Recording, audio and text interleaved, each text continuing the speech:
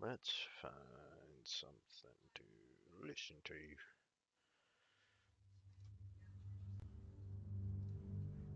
Some comedy?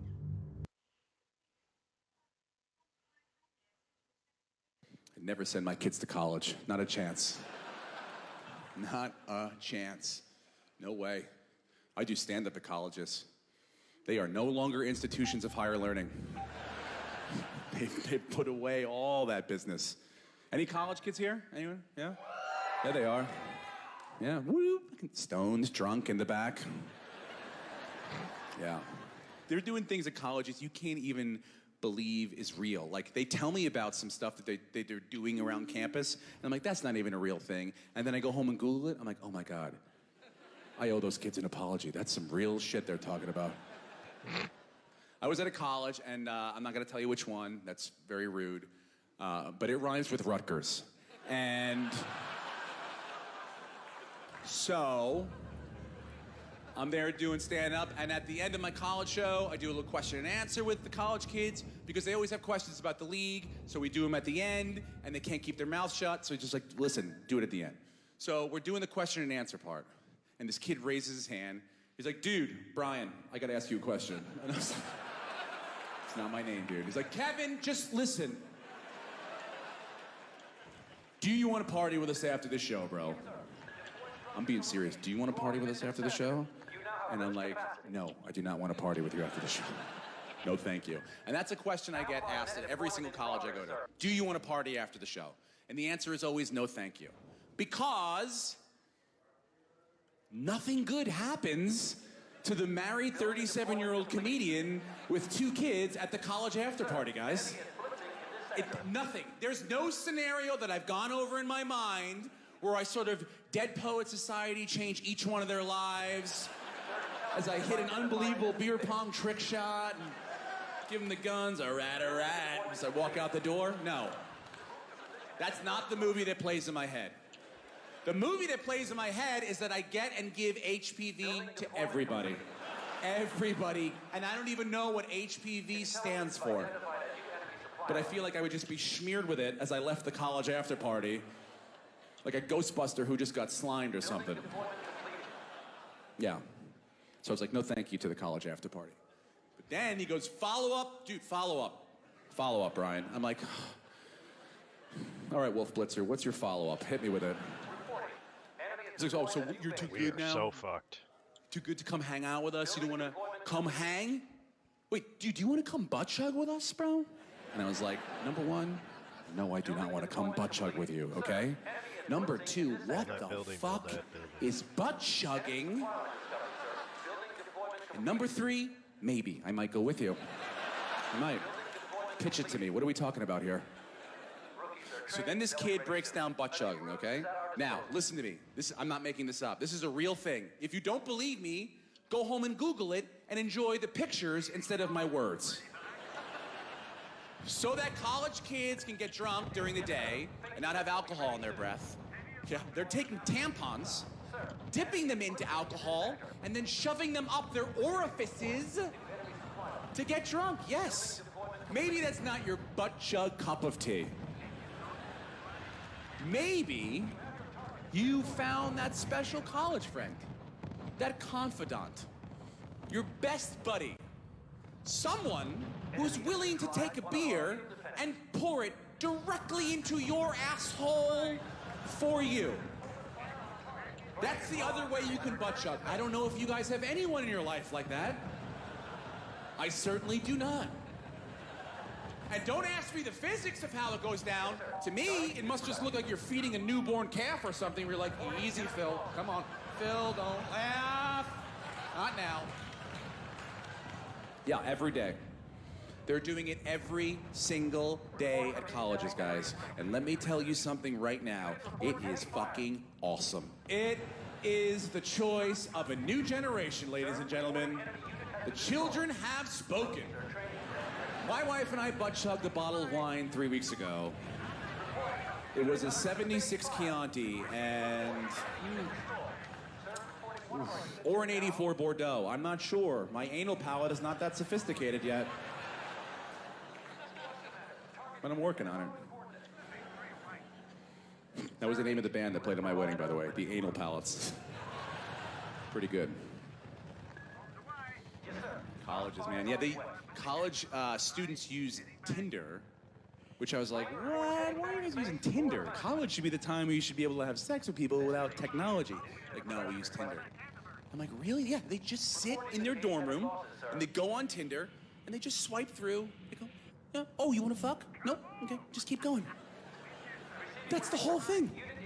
I'm like, that's amazing. In college, I was like a door-to-door dick salesman. Yeah, literally. Go, excuse me, ma'am, I don't mean to take up much of your time. Is this something that you might be interested in?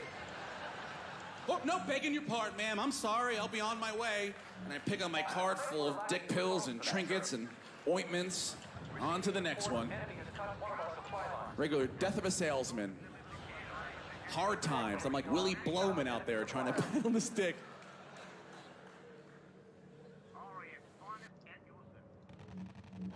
Discover wild big wins during MGM Grand Detroit's Great Outdoors Giveaway.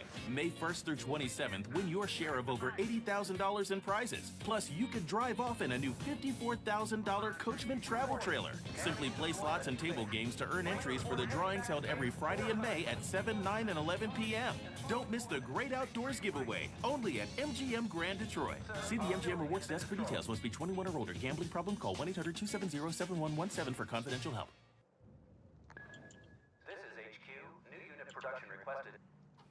After all this demon talk, I want to get on to something a little more lighthearted. The angel of death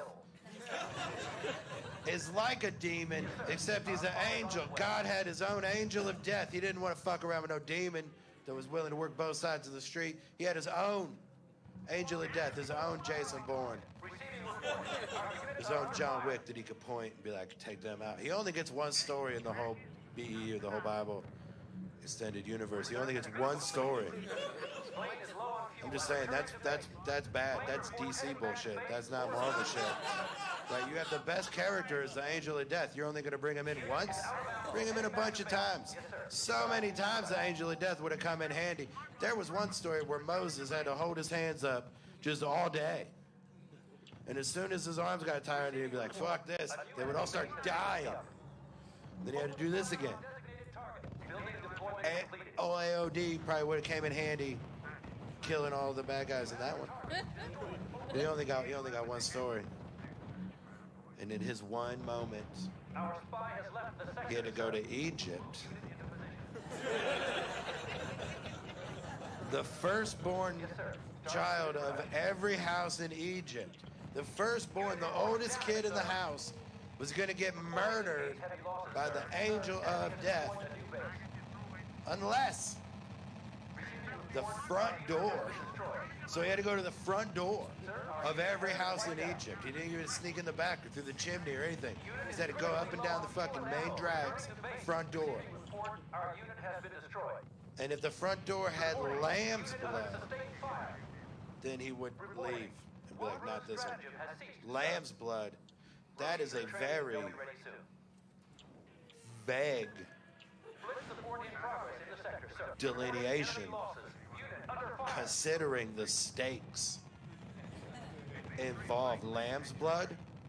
When does a lamb become a sheep?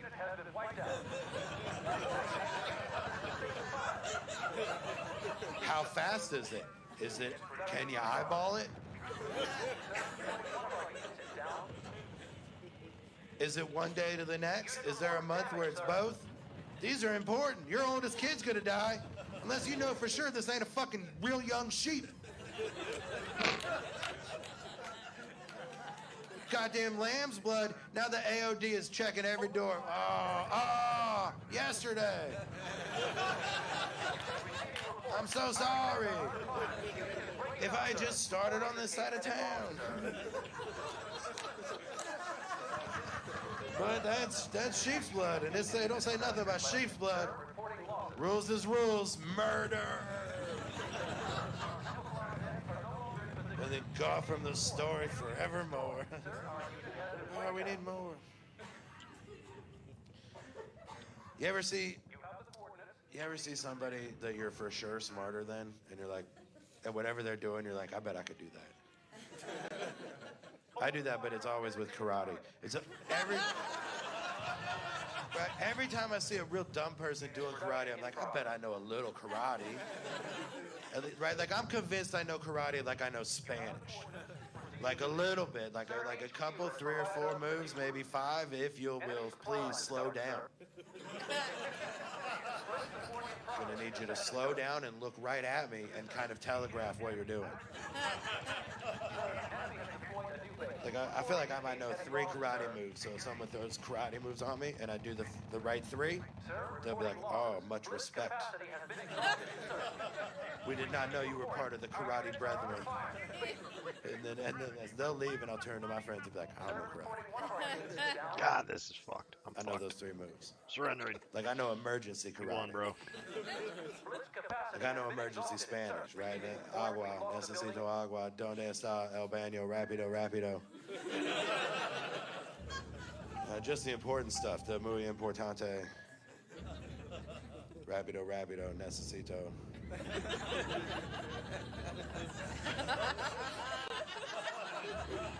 Right, just the things you need.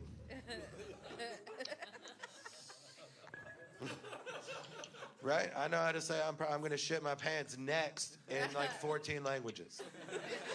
You need to know. Don't be that dick going, speak English while you're shitting your pants.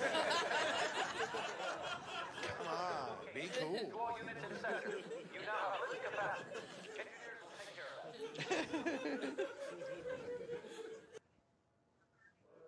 How many guys here are over like 30? You are? How old are you?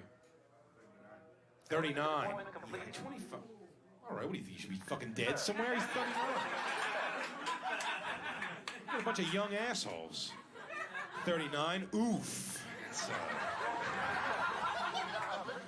probably just shooting mummy dust out of his dick at this point. Fucking guy comes like graham cracker coughs. Sorry.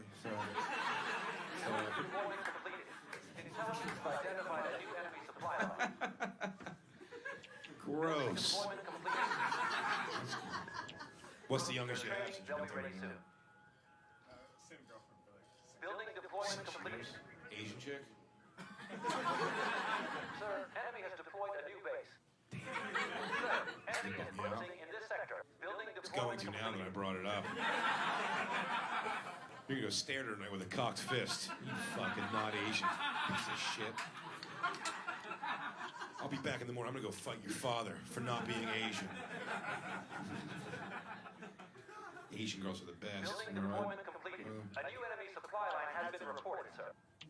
You turned down an Asian girl? For real? Why? This is HQ. Was your father murdered by a ninja? That takes as many black fathers as diabetes and sickle cell.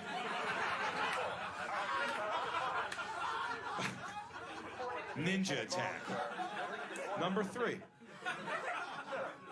A lot of people would say it's drugs, but ninja attack.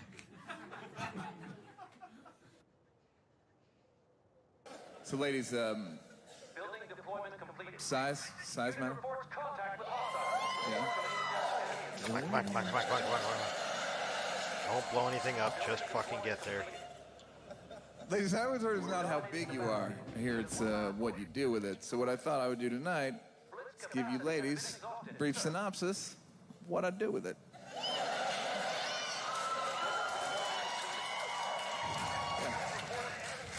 What's your name, sugar? Amy? Amy, what a beautiful exotic name. God damn it.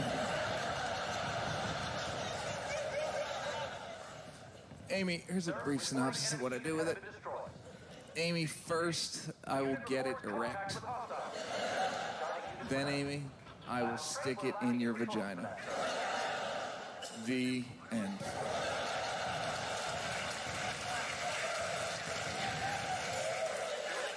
And that, ladies, is how I work Madge on your vag.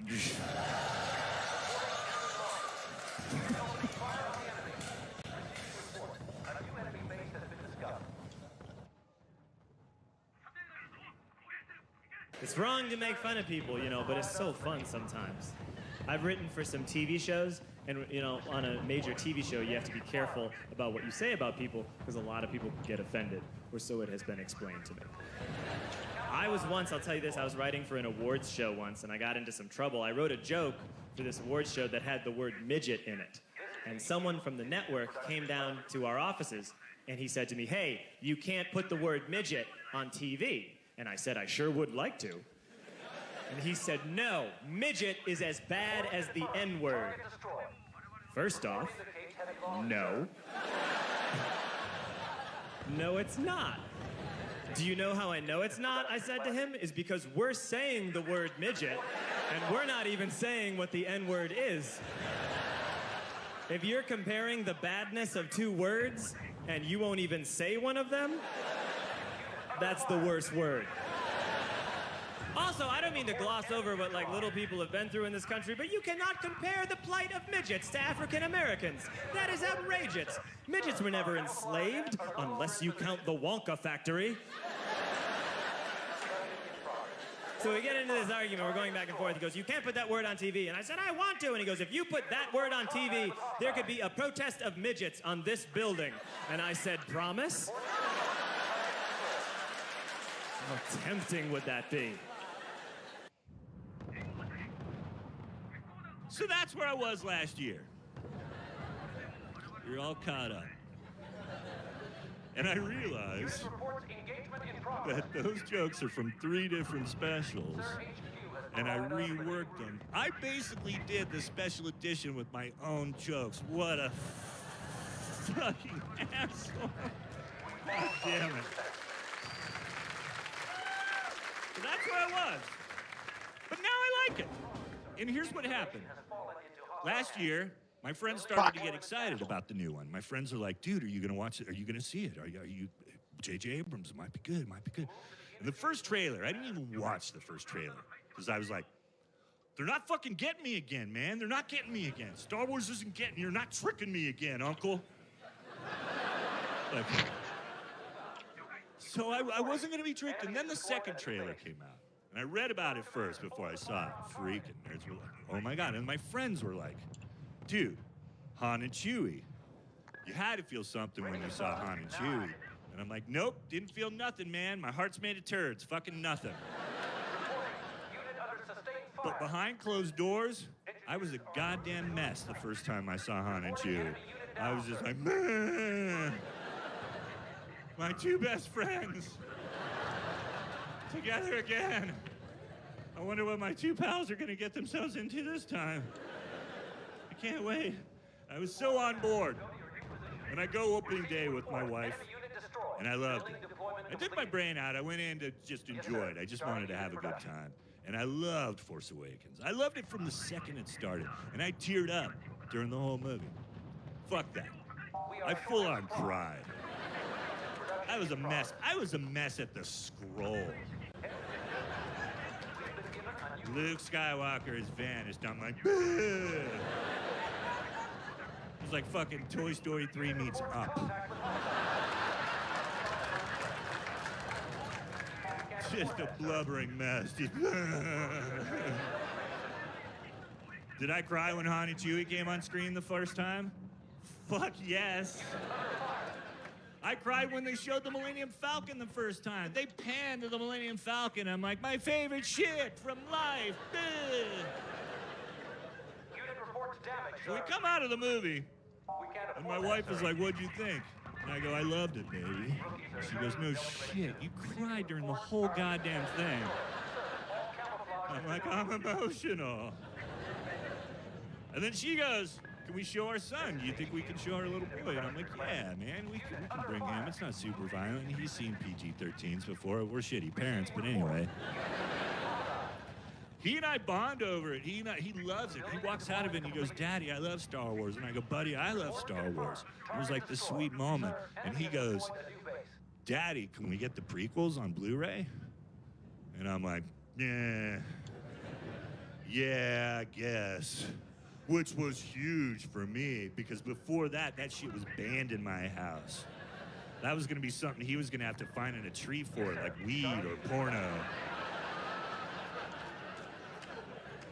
But no, we bond over it. Then my wife, we're watching one of the prequels, and she's like, this is really shitty. And I'm like, no, I know. And she goes, well, you guys can talk about Star Wars this weekend. We're going over to Rick's house. Now, you don't know Rick. That would be super weird if you did. But Rick's a good pal of mine. He's a comic book writer, good friend, around my age, fellow nerd. I know he felt the same way about Star Wars as I did, because we've talked about it a bunch. And by talk about it, I mean yelled about it full of whiskey at Comic-Con. So I knew we would be on the same page. So I see Rick and I go, dude, Force Awakens, I fucking loved it. He goes, man, I hated it. And then we fought for 3 hours. Everything he said, I had an answer to. He's like, well, the plot felt too familiar. And I'm like, familiar? Like comfort food? Like mashed potatoes, you dumb fucking dick? Yeah, a movie made of mashed potatoes. That sounds terrible. What the fuck is wrong with you? Everything he said, I had an argument to. He's like, man. I'm like, fucking, and I'm just fighting him back. I'm defending Star Wars. He's shitting on Star Wars, and I'm defending Star Wars.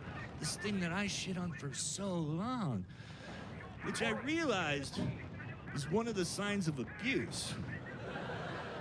I know, not to get too dark, but defending your abuse, that's the Stockholm Syndrome, you guys.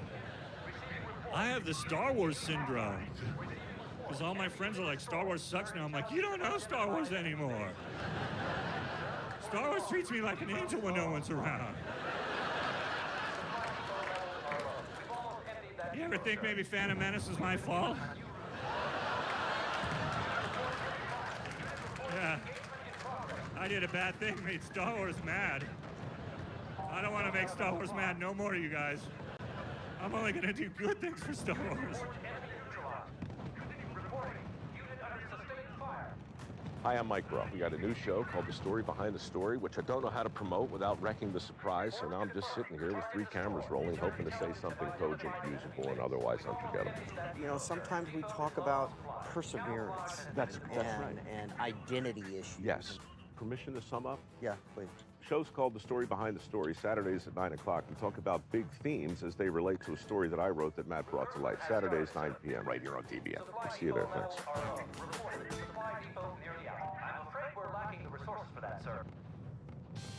We buy so many different things online, so why not tires? With over 40 years of expertise, TireRack.com is North America's largest online retailer of tires. Find, buy, then have your tires shipped free to one of our trusted independent installers for safe, easy installation. Visit TireRack.com/Continental to shop the full line of Continental tires. Continental Tire. Find a new road forward. TireRack.com. The way tire buying should be.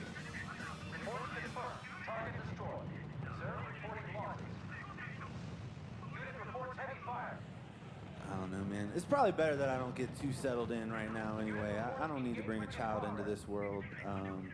I have little cousins, and they're hilarious. Like, I like kids. I don't want anybody to think I don't like kids. My little cousins are the funniest people I know. I was watching my 3-year-old cousin. He was supposed to take a nap for a couple hours. And like 30 minutes later, he's back in the living room. I'm like, what's the matter, dude? Do you have a nightmare? He's like, no. Somebody pooped in my pants. Okay? Which is easily the funniest thing that any human has ever said to me, right? I know that's juvenile of me to say, but the look on his face, right? The sincerity in his voice that you might actually believe it wasn't him, right? He's like, it's crazy. So I can listen to those kind of comments all day, because that is the mind of a child, right? That is genius. But when it comes time for them to watch the shows that are so popular with kids, that's where I draw the line and send them back to their mom and dad. Dora the Explorer is the longest half hour of my life I have ever spent. She has these pauses. I don't know if you're familiar with her work. I want to stab her in the face, right? She's like, do you see a blue backpack?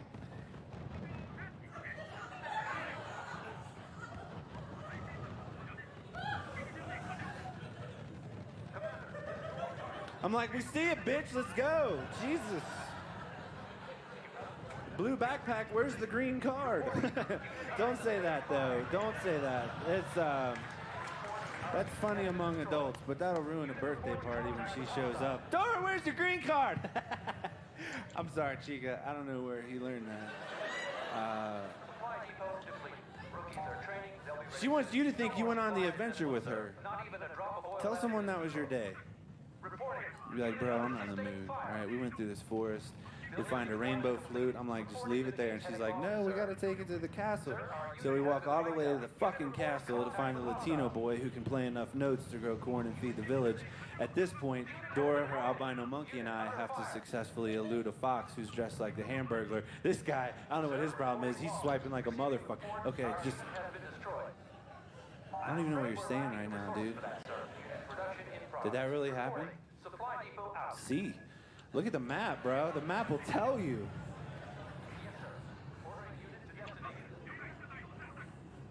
Bob the Builder. What happened to Spider-Man and Batman and Superman and Wonder Woman and He-Man, right? People that could do shit no other human could do. That's why you want to be them on Halloween. That's why they're on your underoos when you went to bed, because they saved the day when no one else could. Even Strawberry Shortcake smelled nice for the boys. You know what I'm saying? She brought shit to the table. What's Bob the Builder bring to the table? A Home Depot gift card? Oh, Bobby. He doesn't have any powers, okay? He just builds shit, all right? He can't hang drywall with his mind. He doesn't have magic sheetrock or like a cool story about how he got shot with a nail gun when he was a baby. Now the legend's been fulfilled, so he's the chosen contractor. No, he just builds shit. You guys. There's nothing wrong with being a construction worker, but that show is misleading to kids. Because my little cousin's like, I want to be like Bob the Builder one day. No shit. You think the machines are going to sing songs while you're working? You know how many mushrooms you have to eat before that is going to happen? 7. Depending on where you go.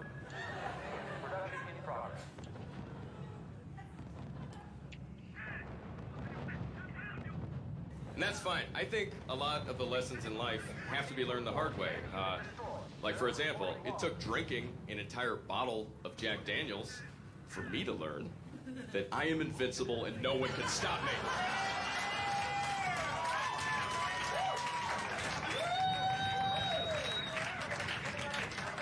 Interesting fact about me, can't be stopped.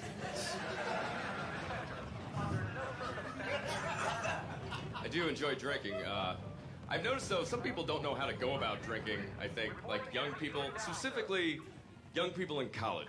Because, like, these kids moved in down the street from me, they're all in college, and I assume they don't know how to drink because they love to play drinking games. Yay! I have never understood this concept. Like, I've never sat there and thought, man, I would like to get drunk. But I cannot find a reason. Pickle sticks. Wait, guys, I got it. Hold up. Let's play beer pong.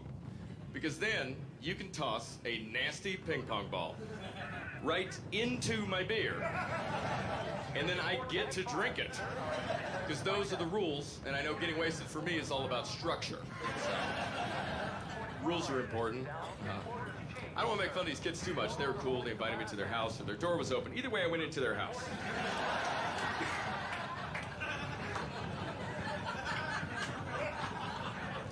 Now, when I walked into their house, first thing I noticed, they had these playing cards set up in a circular pattern on their table. I didn't know what that was. And this kid goes, oh, dude, it's this awesome drinking game. It's called Circle of Death. And I didn't ask him what the rules were or anything, so I don't know that much about it. But I do know that if you need an elaborate drinking game called Circle of Death to motivate you to drink, you're probably not paying enough attention to the world around you. Yeah. There are plenty of drinking games in everyday life. There's I Hate My Job. Good one. There's Other People Make Me Nervous. Yeah. That's fun. There's a lot of good drinking games. There's one called Fuck Punch. I'm not even gonna tell you what that is.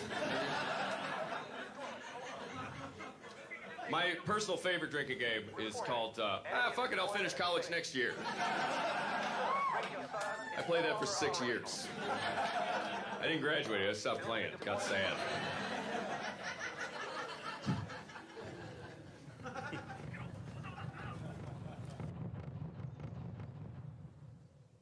had fun with a lot of stuff back when I was in college. Right? It's easier to have fun when you're going to school, have less responsibilities.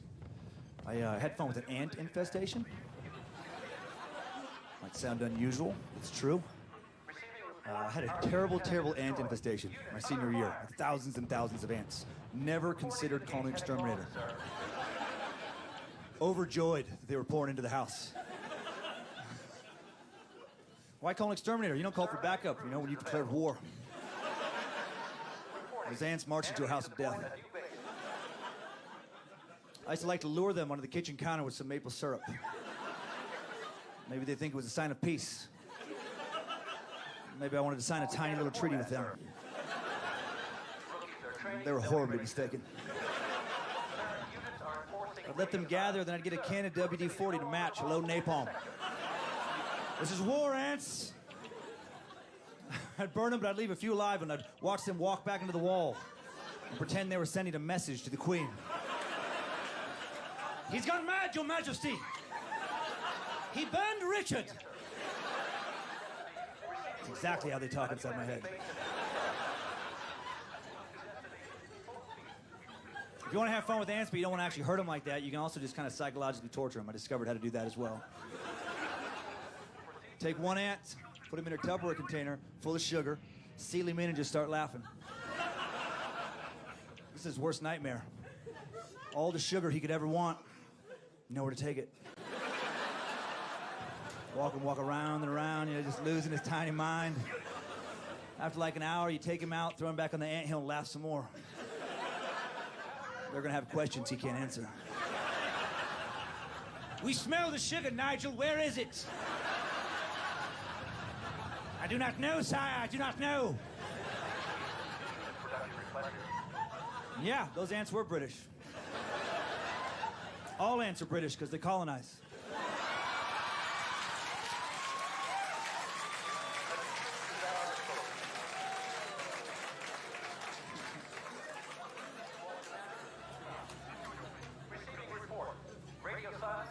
Saw the new It movie earlier this year. That was pretty good. That's pretty good. I wouldn't have been able to see that many years ago because I was too scared of clowns. I used to be really scared of clowns because of a childhood incident. When I was a little kid, about 7 years old, I wasn't supposed to be watching, you know, like HBO, those kind of channels, but I'd always try and sneak it. One time I started watching it, and it was this movie Poltergeist, the original Poltergeist, right? If you've seen that movie, you know that there's a scene, there's a little boy, maybe like 8 or 9 years old, somewhere around there, and he has this clown doll sitting in the corner of his room. And then when the house goes crazy with all this like demonic activity, you know, one night he wakes up and the clown doll's gone, it's under his bed, tries to strangle him. Well, unfortunately for me, that clown doll wasn't a prop made for the movie. It was just a regular clown doll you could buy at any toy store. But I happened to have an exact replica of. It was my favorite toy for whatever reason, sitting in the corner of my room. It was so close to the movie. At that point, it's like I'm not even watching the movie. It's like I'm looking through a wormhole into my own horrific future. So I completely panic, but I don't want to tell my mom because I'm going to get in trouble. You know, if she finds out I'm watching something I'm not supposed to. So I think I got to deal with this in-house. And my little kid brain, what made sense was to take the clown doll downstairs, hang him from a doorknob, and just kind of work him for about 30 minutes. Just punch him and kick him and talk tough. You know, you're not gonna stay with me, stupid clown. And then that backfired. Because about 20 minutes into the beating, I thought, well, if he wasn't upset before,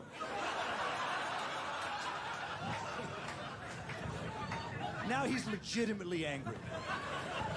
He has a reason to try and strangle me. So I threw him in the trash. And that's where the story should have ended. And would have ended if my mom hadn't taken out the trash that night and thought, oh, hey, Danny threw away his favorite toy by mistake. I'll just put him back in the corner of his room while he's asleep. Worst case scenario. I woke up early the next morning to use the bathroom, about lost my mind. Clowny, magically back in the corner, staring at me, and he seemed angry. He seemed angry to me.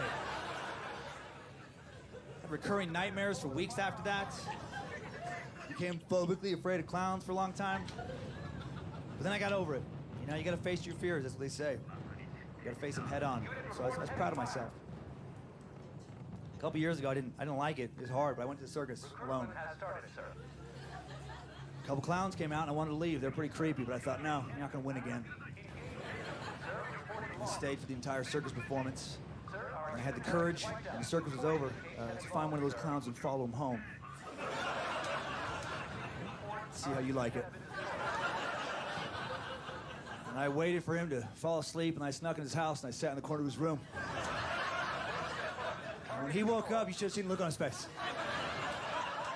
The smile was painted on, but the tears were real.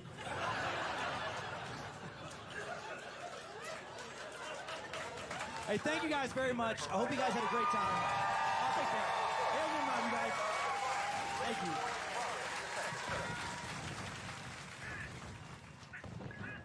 Rookies are training. They'll be ready soon. Unit reports heavy fire. Receiving report. R.U.S.E has been... Get a little older, and when you say that and you're 22, people immediately think you're a dick. But like, I'm the oldest I've ever been. So like, to me, I've been around. Like, I've noticed little things getting older. Like, now I can't get hard by just like looking at a picture of a girl. Yeah, I can't do it anymore. At first I thought I was gay. I was like, oh no, I'm gay now. I was like, that's what this means. No, I didn't know, like, when you get older, you can't just, like, get hard. I didn't know you have to, like, bat it around and get it going, you know? You used to be able to get hard, any picture of a girl. She didn't have to be naked, as long as she was kind of like this. Like, I could always just jerk off. There's some sort of a tilt. Unit reports heavy fire. She loves me, though, I know that. She shows me in cool ways. The other day, she brought me out this jar of salsa. I'm sitting on the sofa. She's like, baby, can you get this for me? Hell yeah. I can get it, right? I'm the man of this house, right? I'm the king of the castle. I'm the lord of the fiefdom. There's my serfs right there, the cat and the dog, Lucy and Fred. You know, I rule this place. I'll fix stuff that's broke by unplugging it and plugging it back in. I'll open jars that are hard to open. Give me that salsa, and she gives it to me, and I'm just trying to open it. I'm straining as hard as I can, just working. I'm not able to get it open. My hand is sweating. I gotta wipe it off on my new belly. I'm just like, I'm working at it. I'm freaking out in my head, too, because this is as close as I'm ever gonna get to going out in the woods and killing a deer. I'm bringing it back to provide for my family, is opening up this jar of salsa for Taco Tuesday. You know, this is a test of my manhood, and I'm failing at it. She goes, try running under some hot water. I try that, I burn my hand. I eventually just give up, I give it back to her, and that's how I know she just opened it on the first try. And she didn't even need me to do it, right? She just wanted to let me feel like a man for 1 second in my sad little life, and I just posted up all over the pace, and I just... Yeah, I love her for that. She goes, you must have loosened it for me. There's no chance I loosened it for you. I was working on it for 10 minutes, but the last 9, I wasn't even trying. I hurt my shoulder on the first attempt. I was just going through different scenarios in my head. Like, I'll go up to a bar and pick up a guy myself. I don't mind having company. We got plenty of tortillas. I'll break it with a hammer if I have to. I don't mind picking glass out of my salsa if it means my wiener doesn't shrivel up every time I see a bag of Tostitos.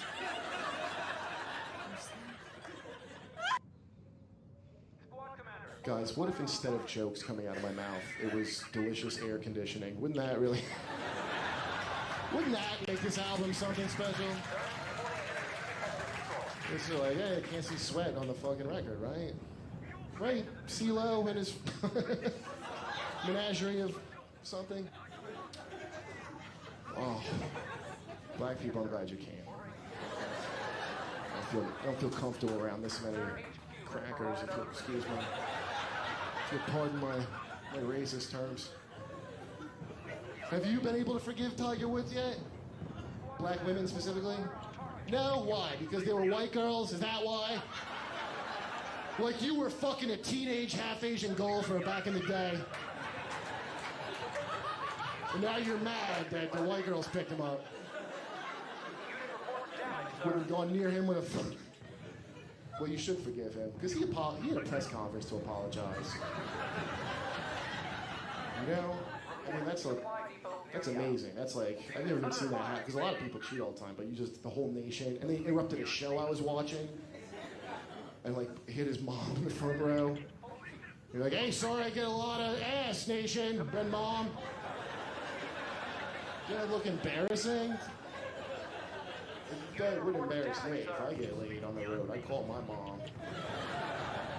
I go, hey, Mom, guess what? I'm knee-deep in scush on the road. What do you think of that shit? Fist pump, Jersey, click. That's how I talk to her. Because I don't have many endorsements, so what do I have to lose, right? The only reason to do things good is because you have endorsements. There's no other reason. Why do you even have all those endorsements? He's a golfer. He should only be endorsing golf equipment and old people diapers, right? Gillette razors. I don't care what he uses to shave his baby soft half-Asian face. It's gonna help my ethnic, almost Turkish beard needs that I have.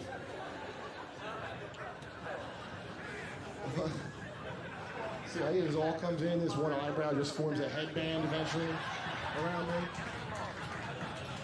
I can't what the hell soft bleeded bick he uses. I need a manly sturdy razor, like whatever Lady Gaga endorses. Whenever she comes on and says she runs across her neck and back twice a week. Whatever steel plow-like instrument that the Kardashians drag to their bushes on Tuesdays and Fridays is what I need for me.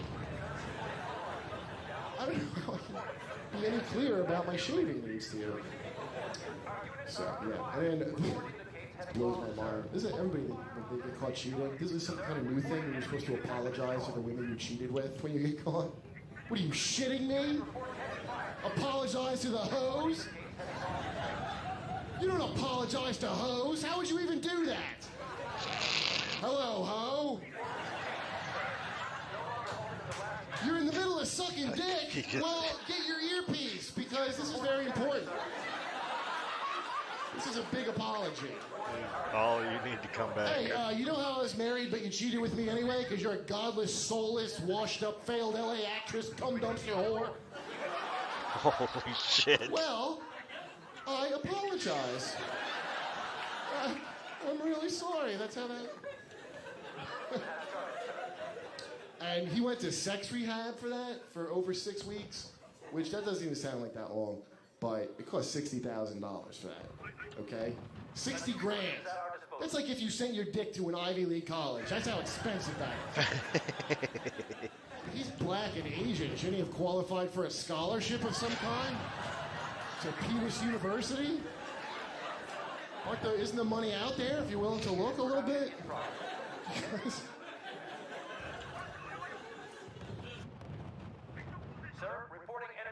Hit a pheasant with my car one time. You ever do that? You did it last weekend? Did it explode? How great was that shit? And it's free. That's the greatest thing ever, I think. I hit it at 80 miles per hour. Cloud of feathers.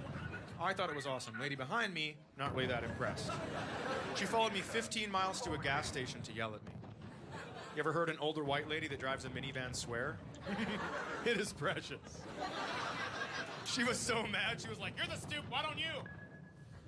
Son of a bitch-ass, whore-ass. You're the slut-ass, bitch-ass, slut-ass. Kids get in the minivan, bitch-ass, ass, crap-ass, ass." I'm sorry, was that last one Morse code? Are you kidding me? Get to the wire, they're sending a message. Bitch-ass, ass, crap-ass, ass.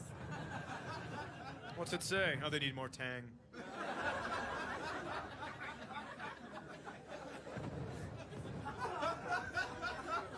She was so mad, she goes, "I can't believe you hit a pheasant. The Lord gave you eyes and you didn't use them." I was like, "Well, the Lord gave him wings and he was walking across the street."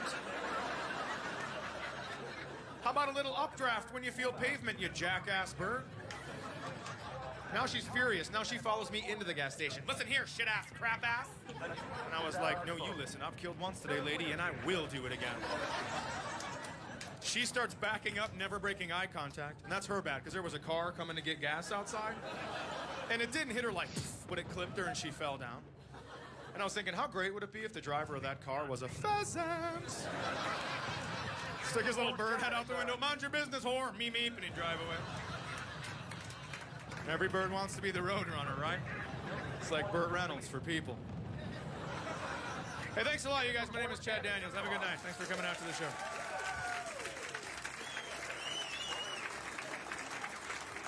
Chad Daniels, everyone.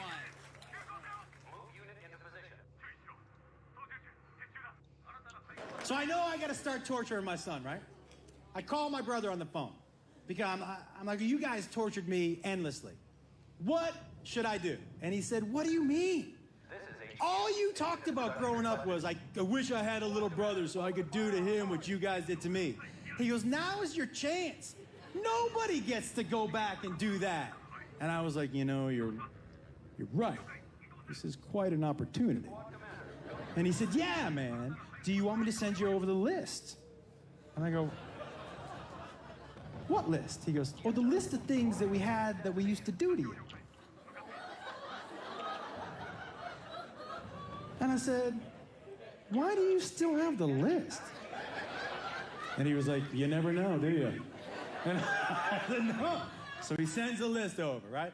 And I'm looking at it, and he said, just remember, the most important thing is to start small and go up from there. So this all started on a Sunday. Now listen, he wants 3 weeks.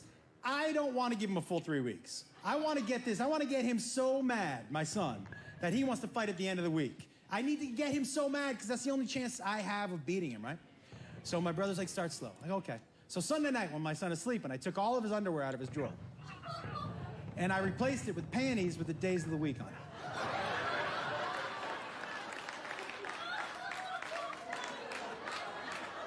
So when he woke up the next morning, I'm cooking breakfast, and I hear, from the other room, I hear, what? What is this? Hey, these aren't my underwear! These aren't my underwear! And I just yelled back, hey, just put your Mondays on, sunshine, and come on out for some breakfast. And he was like, I'm gonna fight you so hard! And I was like, don't say that, don't say that, don't say that. I hope you're not fighting me hard. But they're easily manipulated. Anybody who has teenage boys knows that teenage boys are dumb as shit. So dumb, so dumb. Now, even if you have a smart kid, he is dumb as shit. Both of my sons are smart. They are dumb, dummy, dum-dums. Jacob had some friends over once, right? About 14 at the time, and all I hear is from the room. Oh, oh, oh, oh, oh. By the way, every teenage boy sounds like that. Every teenage boy is a cross between Rocky and Forrest Gump. Like every teenage boy is somewhere between Yo Adrienne and Jenny. Like you're somewhere in that fucking. So all I hear is ho ho ho ho ho ho. I'm like, what the fuck is going on in there? Just laughing for 15 minutes straight, right? Damn it. And I hear, Dad, come in here, come in here. So I go in there, and 4 of the boys are on one bed with one of those laser pointers that cats chase, and the other boy is on a wall like this.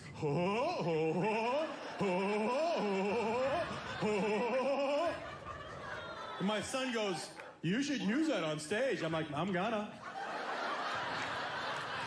You stupid. They're easily manipulated. If you're living with Alzheimer's or dementia or care about someone who is, you're not alone. Alz Talks, a video series from the Alzheimer's Association, gives you the opportunity to hear about the experiences of people just like you. They'll discuss topics like when they knew it was time to talk to a doctor, how financial planning helped, and how different generations can be affected by a diagnosis. Watch live or on demand at alz.org/alztalks.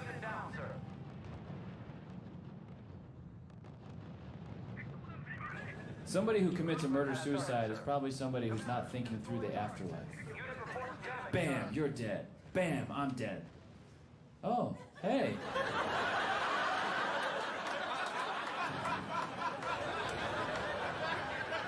Shit. This is gonna be awkward forever.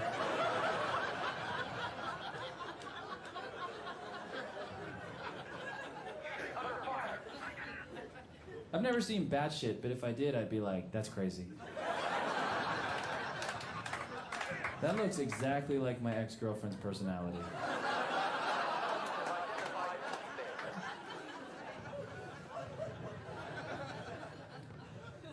When somebody dies from hang gliding, their last thought is probably, I knew it.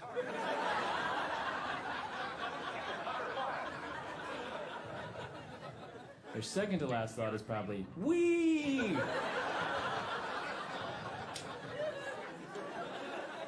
I think I'd like to die in my sleep. I think that's the best way to go, you know? That's why when I'm in a dangerous situation, a lot of times I'm like, go to sleep. Get drowsy, come on, you can beat this.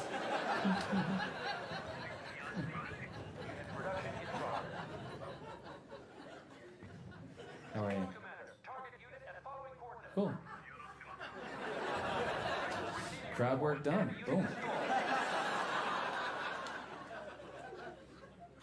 Alright, I got my little list. I'm gonna move it slightly. Oh yeah, now it's gonna be funny.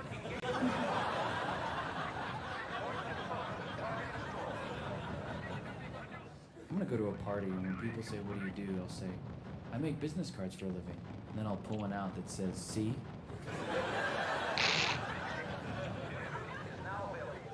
And they'll think this guy is good. My friend has cat-like reflexes. He's not really that quick, but sometimes he just randomly gets up and runs out of the room.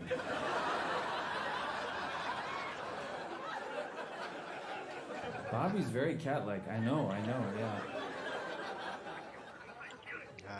I've seen a lot of proud sponsors of things. I'd like to see a reluctant sponsor. Subaru, reluctant sponsor of the WNBA.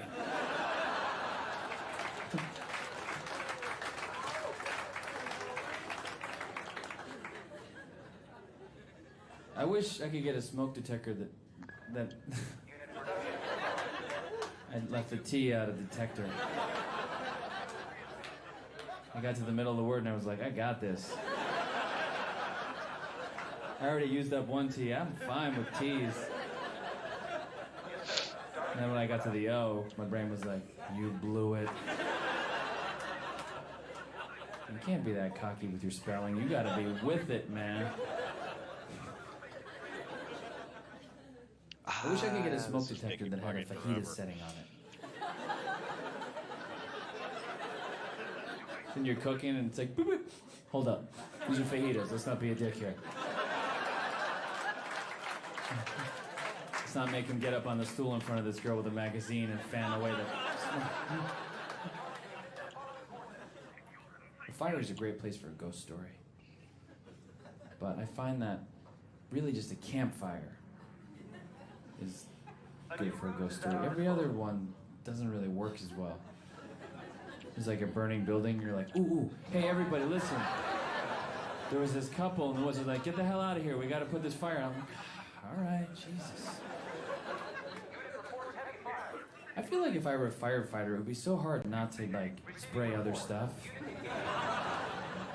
The power you have with this like awesome hose and you're putting out the fire and some like shitty kid goes by on a bike and you're like, what the hell?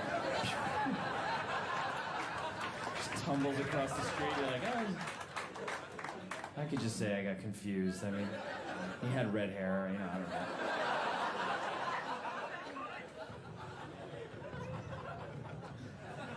What are you doing? Come on. The closer a person's tattoo is to their body holes, the crazier the person is.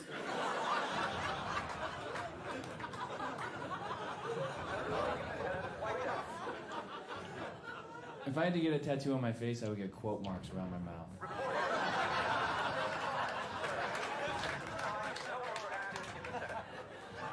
And just like 3 dots on the left side of my cheek. public. I think he's got more to say. There's more coming from this guy. I want to make your welcome cards. It's for when you buy a gift for somebody and then they don't send you a thank you card. A week later, you send them your welcome card. You're welcome for the toaster, asshole. Enjoy.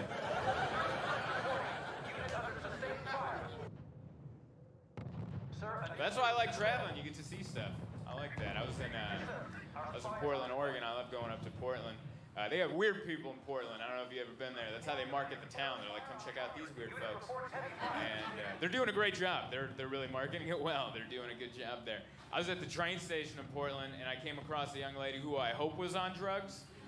You ever meet anyone like that where you just go, ooh, I hope that's not permanent. I hope that was a decision. And I hope you're having a great time while the rest of us are mortified for you.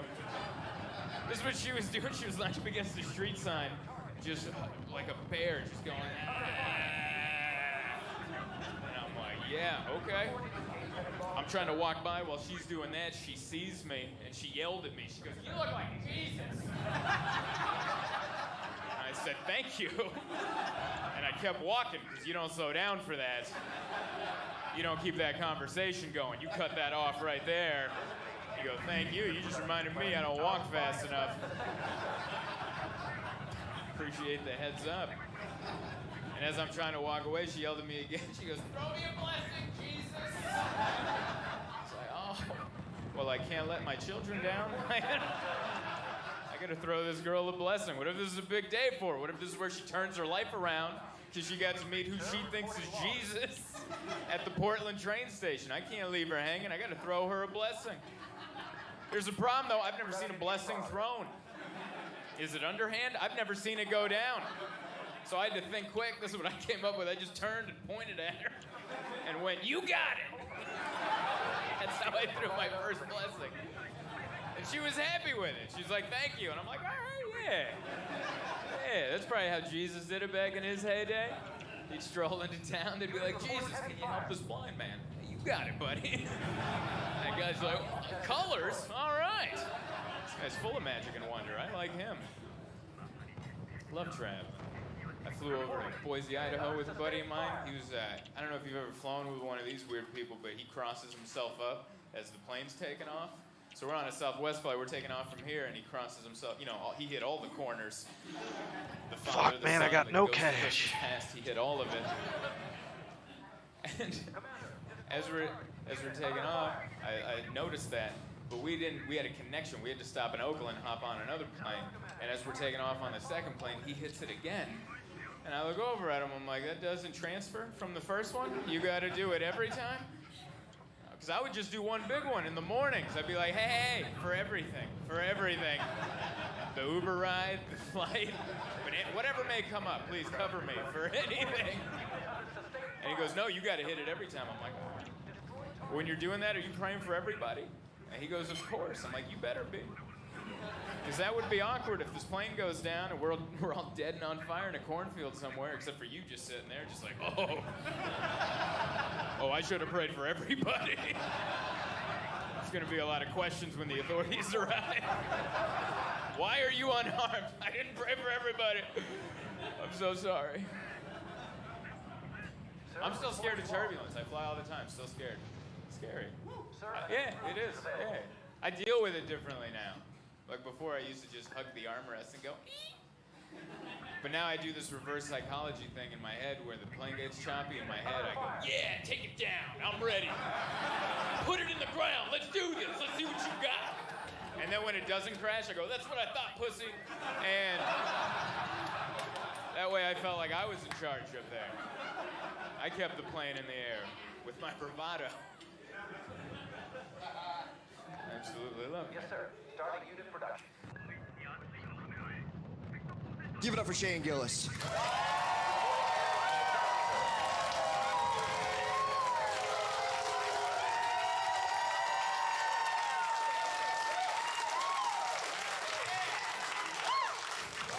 This is exciting. Yeah. I fucked up. I got this haircut for this. What an insane fuck up. My hair was fine. It was totally fine.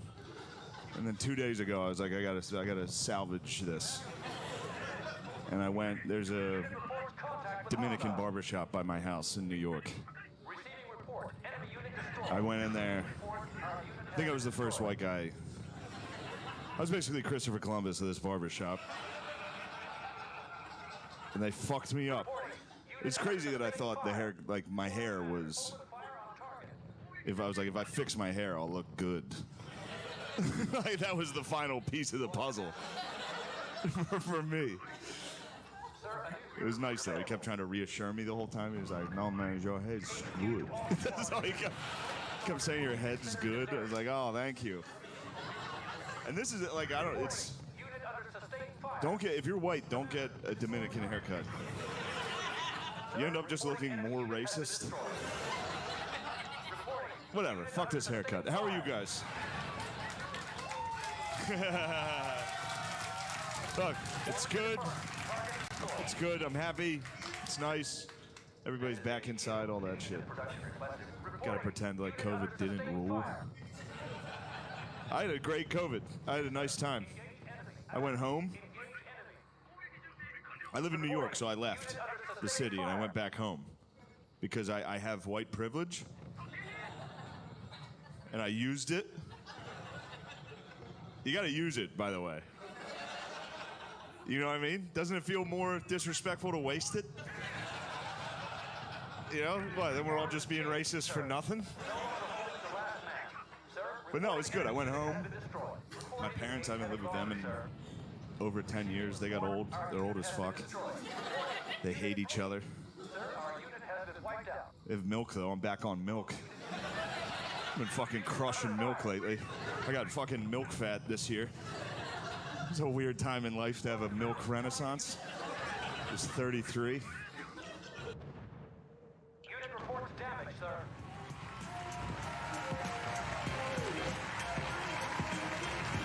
Yes. Thank you. Exciting stuff, I guess. I don't know. My name is Nate. Last name is Barghezzi. I'm Italian. I am. I'm from the South, so I'm not really, like, I got an accent, so I'm not accepted by the Italians. Like, I'm not in, it just doesn't work out. Like, I couldn't go to the mafia and be like, so what are y'all doing? Like, what's happening? I like spaghetti. I would like to join. I like what y'all are about. I do. I like y'all's whole deal. My buddy was a cop in Nashville, and he used to tell me like all his crazy cop stories. Like we had this one story. We had a guy. He dressed up in a full ninja suit, doing anything, and I can't like a get complete across. ninja outfit, and had a ninja sword. And he stabbed his girlfriend's grandmother and killed her with it. Like it's kind of funny now, but it wasn't really at the time. We can get like, it was a while ago, so it's cool. So, my buddy, he was the first cop like on the scene. So he shows up, he goes inside the house, he sees the crime scene. When he walks outside, the guy is like still in the front yard with the ninja suit, with the whole ninja suit and the sword, still there. So, I mean, apparently this guy was a terrible ninja. I don't know. I've never read a ninja manual or anything, but I think it's like, first you kill them, and two, you should probably leave. I don't think it's a meet and greet after. There's usually smoke and then something else ninja, other stuff, I don't know. So my buddy walks up to him, and he's like, look, like I don't want to point fingers, all right? I mean, we're probably going to pick you for this crime. Like, I just want to throw that out there, like. I think you're the only active ninja that lives in this neighborhood. And you're in a ninja suit, and that is a ninja sword, sir. And there was a very ninja-like killing inside that house. I walked in there, I was like, I bet a ninja did it. And I walked out, and you were there, and I was like, what are the odds of that? I just nailed it. Didn't even know. I would have liked him to have to go to like a jail lineup though, like where we have to pick them. You could, if you had a ninja in the lineup, you could just bring random people in and not even tell them the crime, and they'd be like, I bet the ninja did it. Am I right? They're like, you are right. You're like, why would you put a ninja in there if he didn't do it? He probably did it. You don't just throw one in. I don't know how many of y'all believe in evolution or not. Like, I don't know if that's y'all's thing. I do not. I'm from the South, and I'm going to heaven, so I don't have time to believe in that voodoo. Evolution, don't push your stuff on me. They say we have 98% of the same DNA as a monkey. 98%, that is a lot. You have to have like 2%, like that's how close I am to eating my own crap, like a monkey is 2%. If that is true, though, let me tell you, that is my favorite 2% in my entire body. I didn't even know but I'm a big fan of that 2%.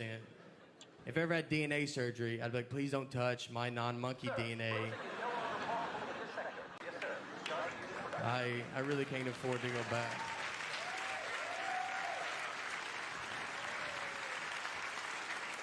I'm a big fan of video games, too. I love playing video games. I love playing Madden football. A lot of fun. Madden's very fun. Very exciting. The thing with Madden football, though, is like when you used to play, you would just pick your favorite team, and that was it. There wasn't a lot to it. But now when you play, they have you like running the whole stadium when you play. Like before you start, they're like, all right, how much would you like to charge for hot dogs? You're like, look, I'm not gonna lie to you. I don't even know how much a fake hot dog would go for. Like, I didn't know we were getting this serious about the game. Like, I didn't go to college. That's why I'm playing this game, is because I didn't go to college. And they give the players feelings, too. Like, they give all the players feelings. You have to hear that. I'll play with the Titans, so I'll play with Vince Young. And they'll be like, hey, Vince is not happy with his contract. I'm like, well, tell Vincent that he is not real,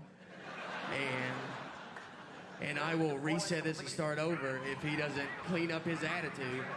All right, guys, thank y'all very much. Y'all have a good rest of the night.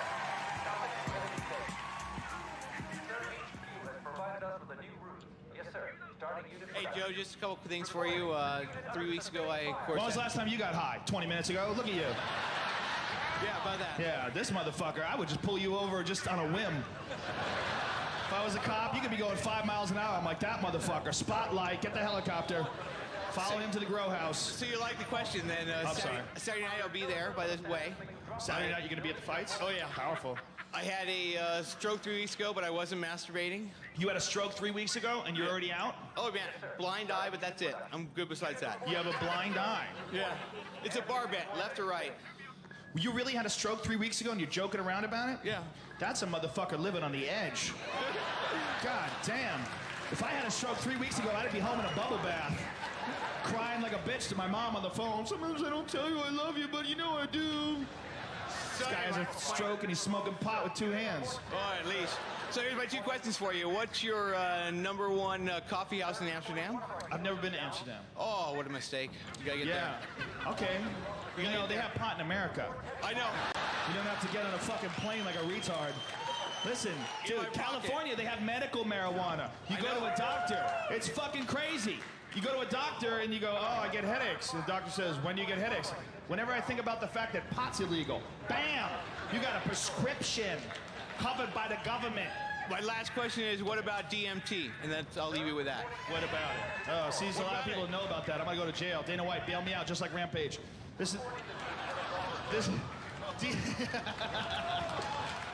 DMT is a chemical that your own brain produces. Now, look, I talk about pot in my act and I talk about drugs, but I'm gonna tell you the truth.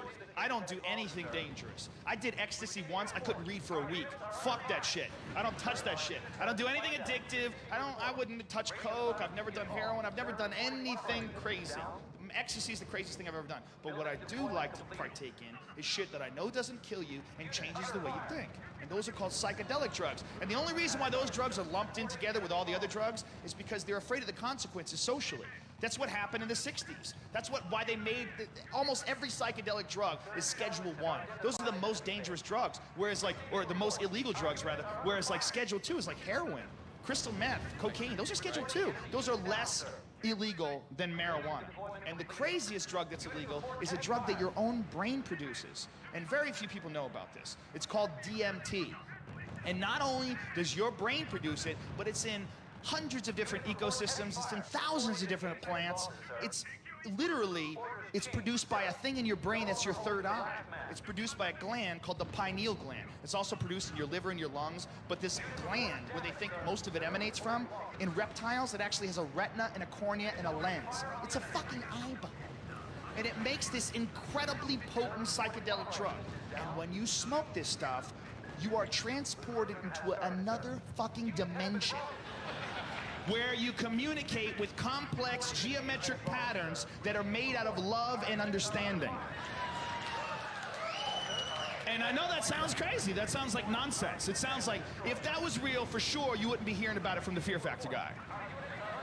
Right? Why doesn't Barack Obama tell you about that? Because he hasn't done it. Because if he did it, he wouldn't run for president. It's too crazy. It changes the way you look at everything. And when it's over, it's like pressing Control-Alt-Delete for your brain. It's like your brain just reboots with a fresh new desktop. And you only got one folder on that desktop, and that folder is labeled My Old Bullshit. And then you gotta think, well, what the fuck do I do? Do I take all this new information and try to form a new view of the world? Or do I just go right into my old bullshit? You have two choices. And I've done DMT 7 times. And after time number 5, there's no more choices. After time number 5, you just got to realize, well, okay, we're in a very weird situation. We're in a weird situation where the whole world is playing follow the leader, but there's no fucking leader, all right? Nobody knows what's going on because you can't. Because nobody knows what the hell's going to happen when you die, but we're all going to die. You take it from me with my gray ball hairs. I'm on my way, all right? We're a bunch of weird talking monkeys on a rock that's spinning through the fucking galaxy. And nobody brings it up.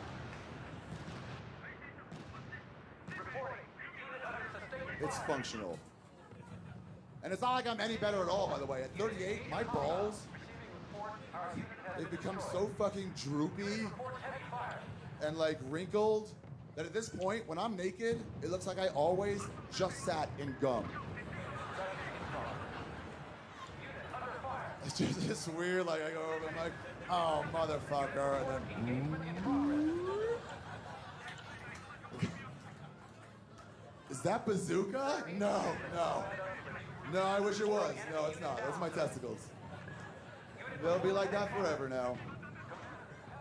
Yours are like that too now, right? Yeah, I know. At some age, your wife was like, were they always that way? And you're like, no, they weren't.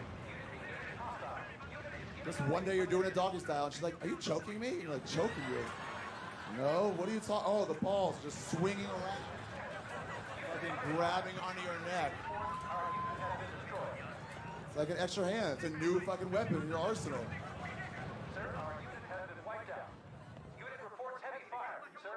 My body is failing.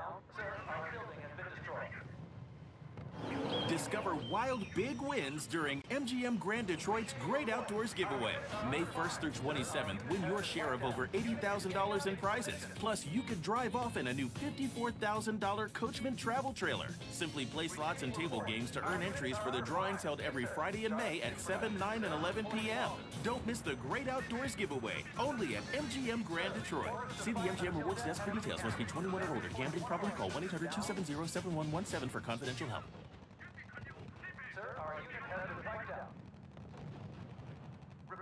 Doogie talked about porn.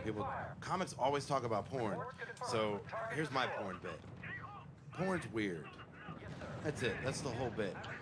It is fucking insane when you think about it. The porn even, the idea of it is, I haven't fucked in a while. I'm gonna watch some people fucking. That's crazy when you think about it. You're just like, I better fuck or watch some fucking. And the reverse of it is people going, you know what, honey? We are really good at fucking. People gotta see this. The Lord makes it clear you do not hide your light under a bushel basket. And this is our light. We are real good at fucking. People gotta see it. We'll edit together a bunch of them so it looks like it can go a while.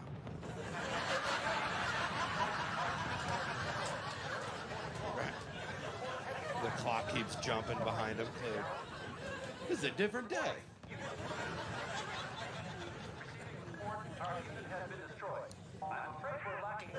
But we just have the internet now.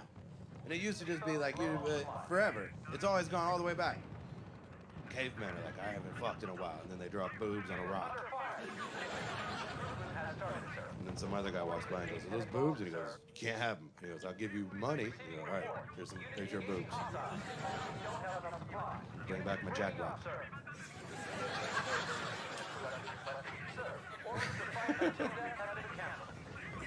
But it's just fucking is the only thing where if you're like, I haven't fucked in a while, I better watch some people fucking. No one does that.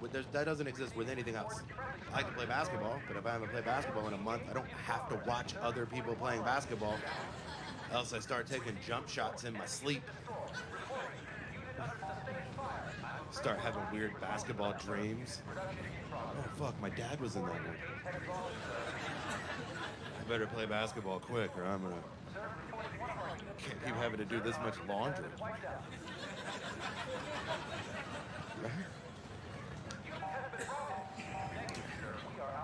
These are all good points. Yes, sir. Starting unit production. Sir, reporting one of our units is down. Dude, I don't even like those movies when they make black and white people get along, man. Even those ones seem ridiculous, you know? Because there always has to be like some sort of lesson in those movies. Just like, I never looked at it that way. And it's like that never happens, you know? Anytime I've ever hung out with a black dude, at no point during the evening is he like try to like teach me how to dance, you know? You know that interracial footloose moment they always have to have in those movies? And I never go to his neighborhood and like try to like save a school, you know? How many times are they gonna make that movie? You know that movie? White person goes into the projects. They just have to make a difference. You know, they just made that movie again with, what was it, Hilary Swank? It's like, did you even need to go see it? It's like, let me guess, she shows up and they don't accept her, right? And she goes home, she cries to her effeminate boyfriend who's wearing sweatpants and he's cooking something for some reason, right? And he convinces her to give it one more chance, right? Then she goes back down there, she starts drawing out their inner beauty. Next thing you know, they put a do-rag on her, she starts fucking dancing. And it's just embarrassing for all races involved. For the love of God, stop making that fucking movie.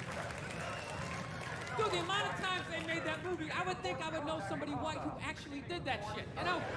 Just be like, that's Mike, yeah, he saves deados. That's what he does, you know? Sit around and watch Sports Center, you know, he's in the projects every weekend. He's writing his name on the blackboard. My name's Mr. Michael. All right, who threw that? Who threw that? It's just annoying after a while, you know? And it always fucking works out, too. Anytime the white person goes down there, I want to see a movie where it doesn't work out. Like the white dude goes down there the first day, just gets the shit kicked out of him, you know? Just leaving all negative. You can't fucking help these people, you know? You go down there, you try to do something nice, I couldn't get a goddamn word in. It's a $300 prescription.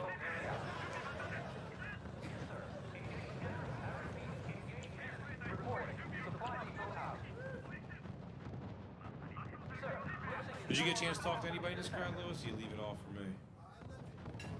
You didn't even sort of ask a question about two bald white guys hanging out with two black guys?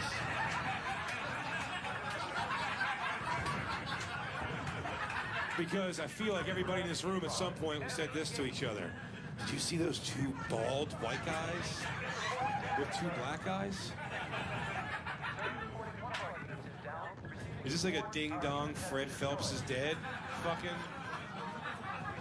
Are you guys owing that he's dead? He wasn't a good guy.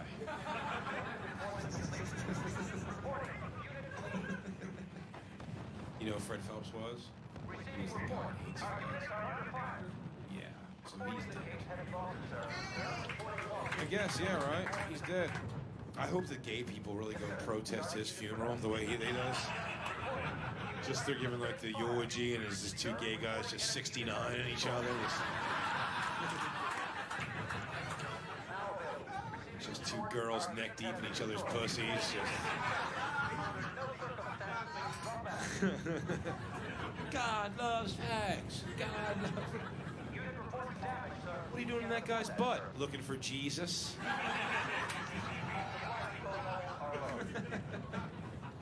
Sorry, I realize we busted the religious folks. Jesus is in the butt. My argument is Jesus is everywhere. Even up your butts. Where do you guys know each other from? Some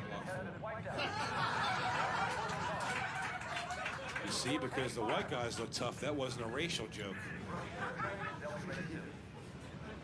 Where do you know each other? You and that white guy. And then the two white guys go up together, and this is a challenge to see who has the cooler black friend.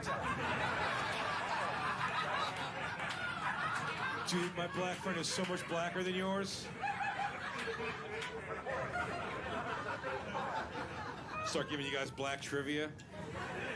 Denise Huxtable left the Cosby Show to go to what family? If you know it, you're whiter than that guy. Only white guys know where Denise went to college. Hillman!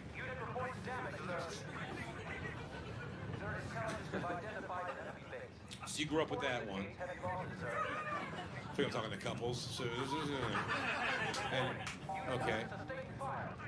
You and that guy went to high school together. So it really is a who's got the cooler black friend. That's fucking so weird. Good for you guys. You guys all married or some shit? Single dudes? All four of you? Fuck, no way. Headbutt brothers and you two smooth ass black men. Single? I don't know. I hope I can make that change before this night's over.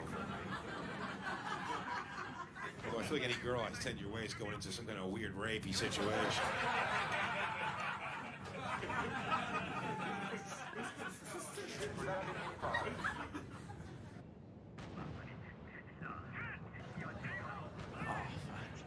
I'll tell you guys more about myself in a roundabout sort of way. I go to Burger King sometimes. When I go to Burger King, I enjoy their chicken club sandwich, which was available for a limited time. But now it's made the jump to the permanent menu, and I think if we all work hard enough, we can keep it that way. So go out and do your part. Anyway, I go to Burger King this one time, and I can immediately tell I'm not dealing with Burger King's best and brightest. This is definitely not the Indiana crew with the AA degrees that they send to the conventions. No, this is any big inner city, bottom-of-the-barrel shit staff. And I can tell right away because they have a long line of frustrated customers at the lunch hour. Then they got the short, chubby, bearded lady working the counter. You know, with the unintentional peach fuzz beard built over a long period of time. And you're like, fucking shave it, do something. Shouldn't a guardian step in with a bic at some point and trim your monkey ass down? But no, she's staring at me uncontrollably, giving me the creeps, making me lose my appetite as I gradually pass through the line. I just want to get up to the front and say, yes, nothing for me, please. I'll take a pass on this one. I had an opportunity to look around your long-ass line and discover this place is a shithole. And there were other signs, too. I peeped back into the microwave knifeless kitchen. You know, they don't give those fuckers knives. And I see that there's all Hispanics back there with English difficulties and attitude problems, and nobody tense up because I'm Mexican, so it's okay for me to notice and mention that. And then I see that there's a bloodshot, semi-retired drunk with a headset trying to hold the whole fucking thing together, so there's bound to be problems. Now, I get my chicken club sandwich, and everything seems cool. But the guy behind me, this crazed Filipino, who uses no plurals whatsoever, decides he's got a problem. So he calls over the manager, and he starts to be a dick. He's like, I ordered chicken tender. 99-cent tender should be pie fucking tender. But I just got these two huge tender stuck together like two tender fucking or some shit like that. And this is not my way. This is not my way. My way is 5 separate delicious tender. Not this teenage mutant pretender. Faggot bullshit. And he keeps going and going and going. And that's when the manager did something really cool. Instead of offering a guy a Junior Whopper coupon they keep behind the counter for special pricks, or a smack across the face to tell him to get the fuck out, he's like this. He had a little breakdown. He went, ah! As if to say, what the fuck do you really expect, man? You're lucky you didn't get a big tray of loose fries or a Pocahontas toy from 9 years ago. One of these guys has been keeping up their asshole, and I'm lucky these people show up every morning. Now, maybe you should spend more than 99 cents on your lunch if you want to have some input in how it's prepared, you cocksucker. That's what it said to me. What it should say to you people is you find yourself anywhere where you're paying less than $5 for anything, you gotta remember that the people in the back working, they're not thinking about your purchases. They're thinking about who they're gonna knife repeatedly in the parking lot after work, or if Cheaters is gonna be on when they get home. So you just need to walk away.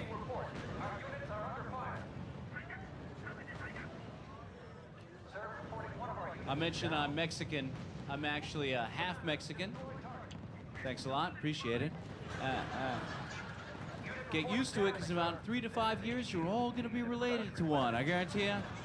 Whether you like it or not, no matter how much you've prepared your family, you're gonna show up at Thanksgiving one of these years and walk in and say, hey, this is bullshit. This is when we start serving flan. And who the fuck is that guy?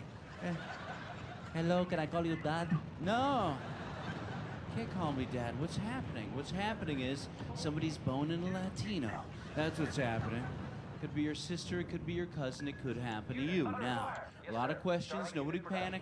I'm just a modern-day Paul Ramirez, warning you that the Mexicans are a-coming, right? Because really what's happening is there's a Latin breeze sweeping the country. Have you felt the breeze, man? Have you had yourself a Latin lover in your day prior to this guy behind you? No? We can go back in the kitchen right now and get that taken care of. Mexicans will have sex with you, it's true. All you gotta do is go back there and ask. It doesn't matter if you're black, if you're Asian, if you're missing limbs, Mexicans will fuck it, right? My 6-year-old's fast. And he's a good boy, too. He's turned into a really, really good kid. He's sweet, he's kind. And he doesn't have to be, because he's really good looking. Yeah. Like, he is like 80s bad boy good looking. Like Billy Zabka, sweep the leg, I'm fucking badass, good looking, fuck yourself, I don't have to be nice to anybody. Yeah, he's got these big brown eyes, and he just looks at you and just melts your heart. Like, he knows he's good looking too. That's what he uses it to his advantage. Like, he practices looks. Like, he'll come into the room and be like, Daddy, what do you think about this?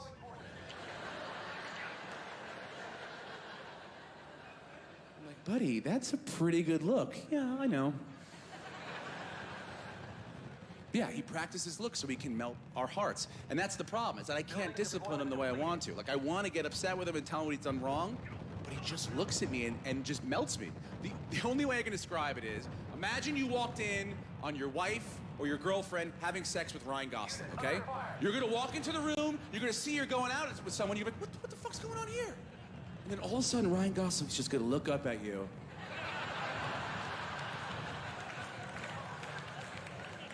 And you're gonna be like, dude, not cool, but kinda really fucking cool, babe. Holy shit. How did you get Ryan Gosling, babe? This is nuts. All right, you guys finish up. I'll be outside, but like, babe, I want the deets on this Ryan Gosling thing. Wow. Yeah, you wouldn't be able to get pissed. But like most beautiful people, you know, he's jealous. He doesn't want anyone pulling focus from him. He wants all the attention on him. So now his brother, he wants his brother gone. Gone. And I'm not talking about like out of the house. I'm talking about murdered, like dead, out. Yeah, people talk about jobs. My job is to tell dick jokes to strangers at night. My wife's job is to keep people alive. It's like a real-life game of Clue, and she has to win every time. And I have a brother. We beat each other up growing up. You know, physical violence. I was prepared for that. It's not what this kid is interested in at all. At all. He's next level. For example, my wife called me up, and she's like, I don't know what to do with this. I was on the road. She's like, the 6-year-old put a Monopoly piece in the 3-year-old's favorite snack and then just left it there like a mousetrap. and then called him over. He's like, Jonah, come get your peanut butter crackers. They're right over here. Yeah, Mommy said to eat this one first. This is the freshest. And he ate it, and nothing happened. And the 6-year-old's like, foiled again. How do you discipline that? You're gonna tell that to go into a timeout? You're gonna put Jason Bourne in a timeout? No, you're not. No, you're not. He's gonna snap your neck and take your passport. You're gonna wake up shirtless in the Philippines.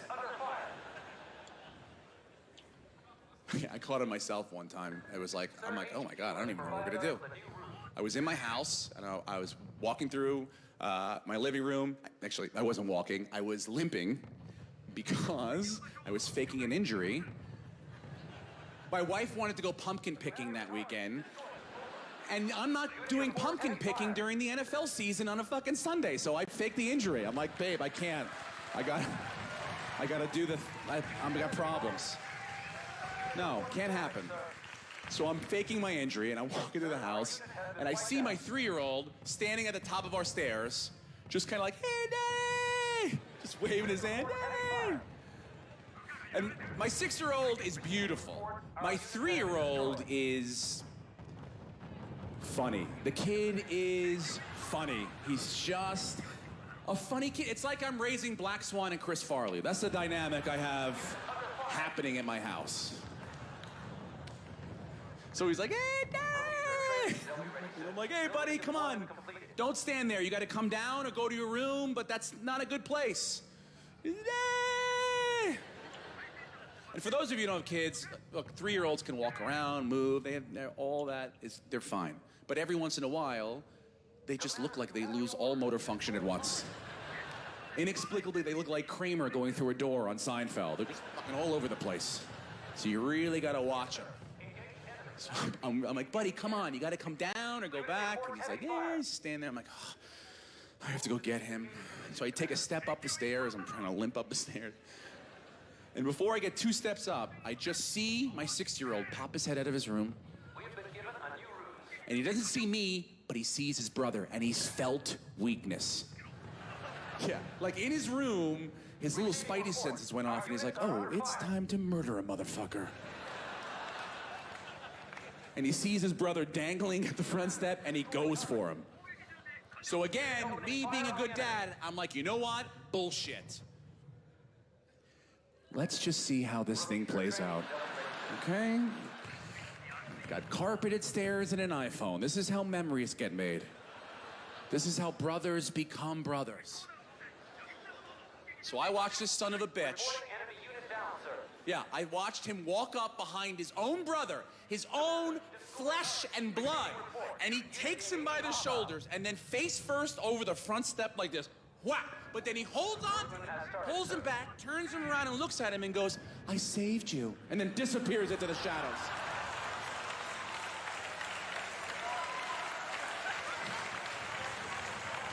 And I just stood there. I was like, oh shit, this kid's a gangster. He doesn't give a fuck about physical damage. He's starting from the inside, guys. He's building trust up. That's what they do at POW camps, by the way. Yeah, I got a Guantanamo baby on my hands at my house. Gitmo baby.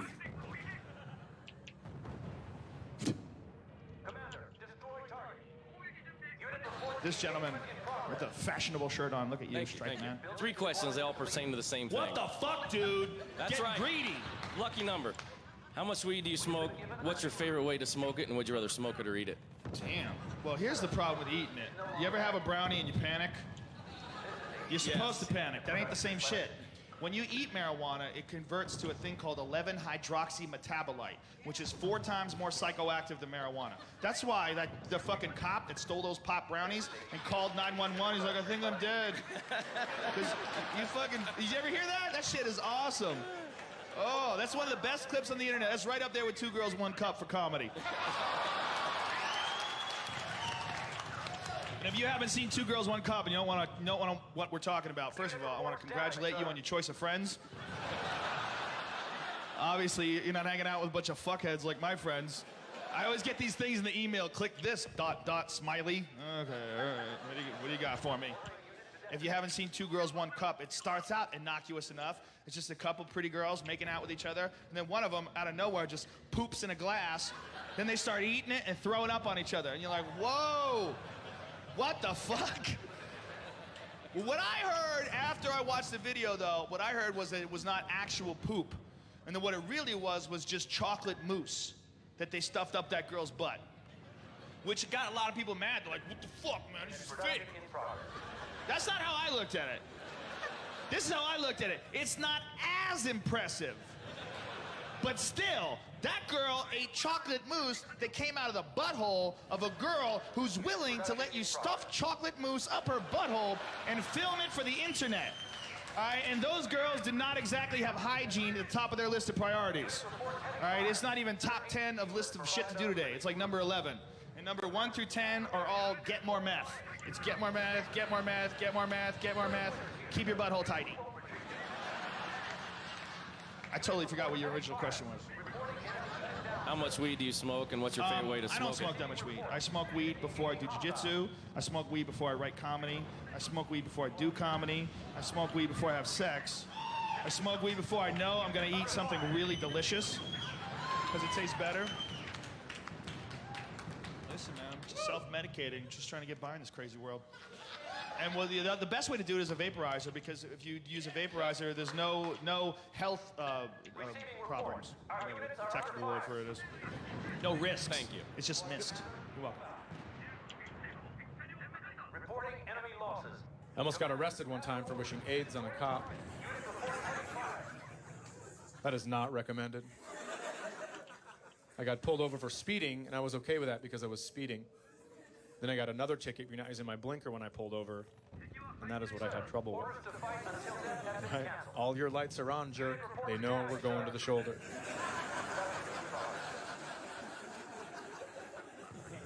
You need one more blinky light for your parade, princess? Come on, Cinderella.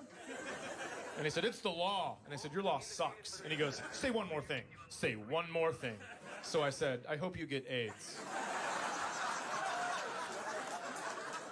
And not the good ones that Magic Johnson got either.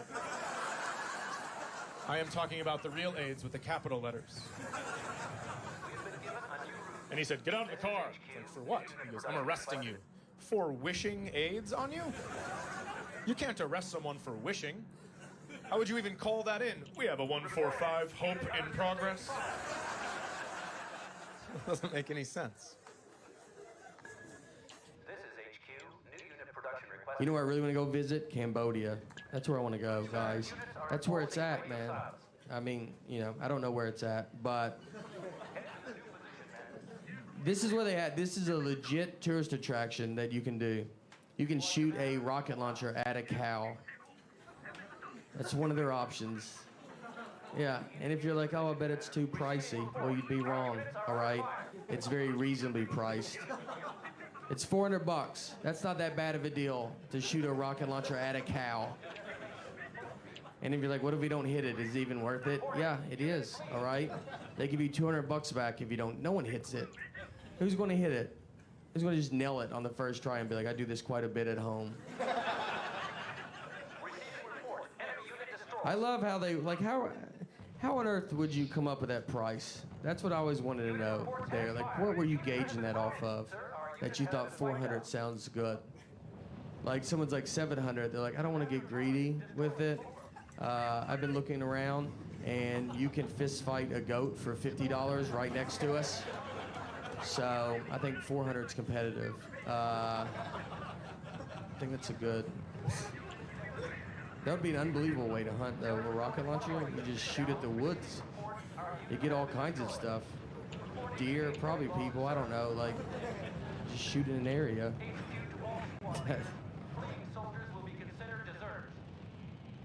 What I didn't realize was that my high school coach had sent videos of my games to a bunch of colleges, and then these college coaches came to my high school to recruit me to play for them. And I wound up accepting a scholarship to Boston College because the head coach of the Boston College Eagles football team 2 years prior had coached Heisman Trophy winner Doug Flutie.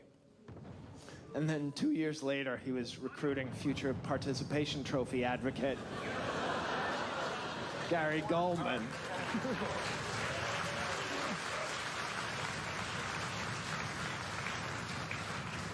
And he sat in my living room, and he was just a striking figure. I recognized him from television, so there's a charisma in that, but also he had this great head of black hair and a strong jaw. He was about 6'4". He was a man's man, and ever since I was a little kid, I needed to gain the favor of man's men. I just wanted them to think I was a man's man, and I am a man's man, depending on the man. For instance, if the man happens to be Michael from Michael's Arts and Crafts, he would love me. We would get along famously. I love Michael's. Oh my word. I call it classy Joanne's. Joanne's is fine, but it's always in disarray, whereas Michael's is always in array.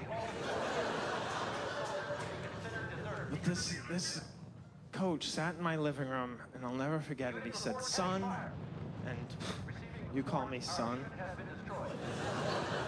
"I will get right in your van."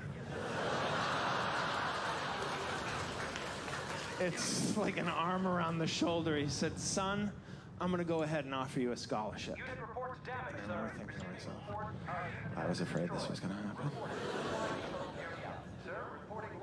Because I knew I had to accept it. It was February of my senior year. I hadn't applied to a single college. I had tried, and then I would get to the part where they ask you to write an essay. Made me so anxious. I really feel in some way that my aversion to essays has saved my life again and again, because anytime I've contemplated suicide, I've thought, you gotta leave a note.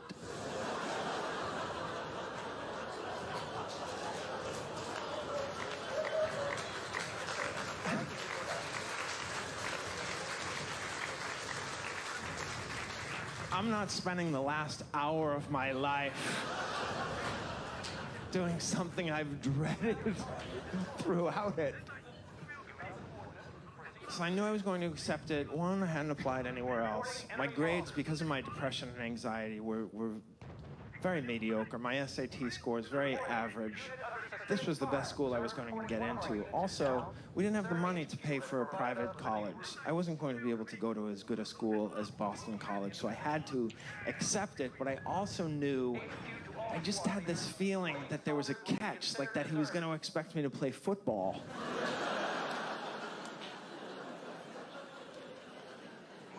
But he was just so convincing. He said, "Son, you're 17 years old, and you have an NFL body."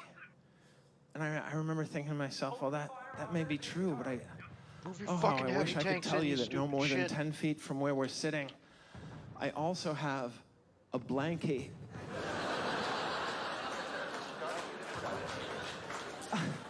I had a blankie at 17 years old. Let me rephrase that. I have a blankie.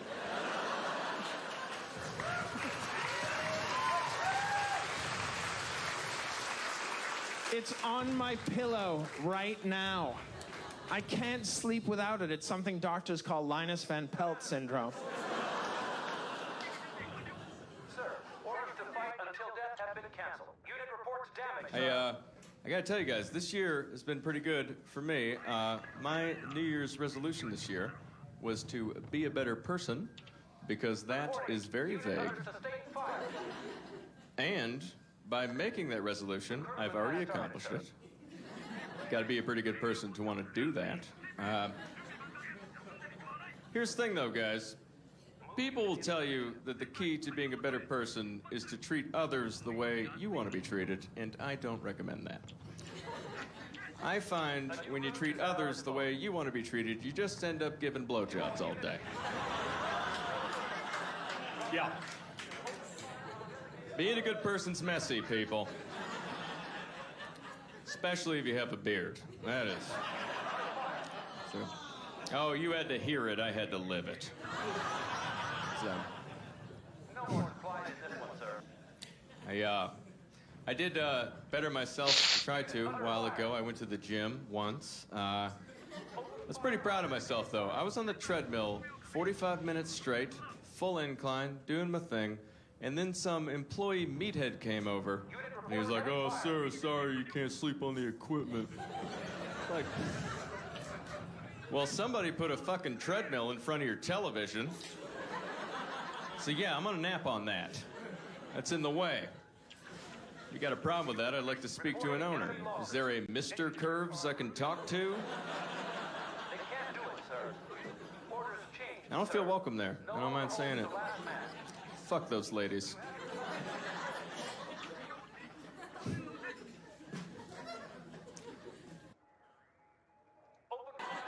We got a smoking ban here, right? Smoking ban in Ohio? Yeah, they have it in Illinois, too. I like it. I had a friend that tried to quit smoking because of it. He goes, "Dude, sometimes I just feel like I need something in my lungs. Don't you ever feel like that?" I said, "I guess so if I've been underwater for a long time." My dentist doesn't want me to smoke. He's the most demanding guy I ever met. Last time I was in there, he goes, "Andy, do you floss religiously?" I said, "I don't even go to church religiously. I floss every Christmas and Easter." How could I floss religiously? Like, oh God, I hope I don't get gingivitis. That spinning brush that I have touched the roof of my mouth and it tickled. So I laughed out loud and the dentist goes, "You know it wouldn't tickle if you brushed the roof of your mouth like you're supposed to." But I didn't know I was supposed to do that. So now I'm at home every day brushing the roof of my mouth, my armpits, the inside part of my legs. I'm never losing another tickle fight to a dentist. He gave me floss as I was leaving. He goes, "Now you have to floss." I said, "If you wanted to make it so I have to floss, you should have given me popcorn." I think the dentist's the only place you go where they make you bleed, then they tell you it's your fault. That happened to you there? Never getting stabbed by a guy in an alley and blood's gushing out everywhere, and he's like, "Whoa, looks like someone hasn't been flossing." Reports confirmed. Target Oh, destroyed. Well, we'll have kids one day. I'm trying to be an adult. I have been doing adult things, like last November I voted. That was really cool. I did that. I'd never done that before, which is cool. Thank you. You don't need to clap. All right, that's fine. I know it's not that impressive. I went in and went, "Bleh." That's how I vote, and then they gave me a sticker, and I went, "I got a sticker." That was the whole voting process. I even watched all the debates, which I had never. It was my first season. I had never watched the debates before. I hadn't watched the previous seasons. It was my first season. I picked a weird season to jump in on. I was